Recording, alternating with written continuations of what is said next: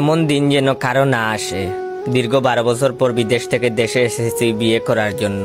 বাস্তবে আমার পছন্দের কেউ না থাকায় ফ্যামিলি একটা সুন্দরী মেয়ের সাথে আমার বিয়ে ঠিক করে রাখছে আগে থেকেই। তাতে আমার কোনো আপত্তি ছিল না। সোনা দানা সহ এক প্রকার বিয়ের সব প্রস্তুতি নিয়েই গত 13 তারিখ দেশে আসছি। দেশে আসার পর দিন থেকেই দুই ফ্যামিলি বিয়ের আয়োজন করতে তাড়াহুড়া শুরু করে দিছে। এর মধ্যে আবার শ্বশুর বাড়ি থেকে আমাকে দাওয়াত দিছে বিয়ের আগে তাদের মেয়েকে একবার দেখে আসার জন্য। আব্বা আম্মা আর আমরা 3 জন গেলাম হবু বউকে দেখতে। তাদের বাড়িতে গেলাম। প্রথমে পরিচয় করিয়ে দেওয়া হলো হবু শ্বশুরের সাথে, তারপর শালার সাথে, তারপরে বউয়ের সাথে। বউ মাশাল্লাহ পরীর মতো, অল্প বয়সী সব মেয়েরাই সুন্দরী। অতঃপর পরিচয় করিয়ে দেওয়া হলো হবুর শাশুড়ির সাথে।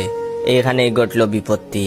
শাশুড়ির দিকে তাকাতেই আমার শরীরের প্রত্যেকটা অঙ্গ প্রত্যঙ্গ কাজ করা বন্ধ করে দিছে কিছুক্ষণের জন্য। এই সেই মেয়ে যে এক সময় আমার ক্লাস